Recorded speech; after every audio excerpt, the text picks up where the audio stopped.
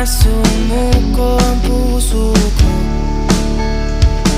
sa paulit-ulit na pagkakataon na nasaktan na bigo. Mukhang delikado na naman ako. Bakit ba